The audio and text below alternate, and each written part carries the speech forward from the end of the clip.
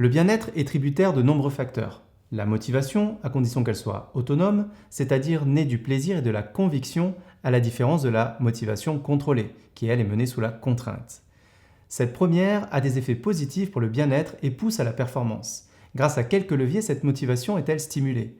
Les facteurs peuvent être extrinsèques, qu'il s'agisse de votre rémunération ou de votre statut, intrinsèques, c'est-à-dire liés à l'intérêt que vous portez à votre travail, complétés par une synergie, autrement dit, de reconnaissance et d'association avec autrui, associée à de l'énergie par exemple, comme vous parvenez à atteindre vos objectifs. La motivation, en tant que véritable moteur, est par conséquent l'une des composantes de la performance. Selon David McClelland, 3 besoins l'influencent. L'affiliation, le besoin de s'associer à autrui. L'accomplissement, celui qui vous incite à relever des défis. Et la puissance, le besoin d'influer vos pairs, votre capacité à les diriger vers un but. L'un de ces 3 besoins prédomine chez chaque être humain.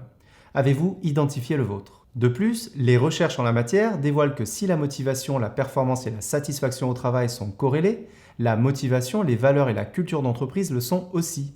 S'intéresser à la motivation d'une personne est une motivation en soi. Reconnaître le travail d'autrui est toujours plus efficace que le punir. Voyons l'effet Pygmalion.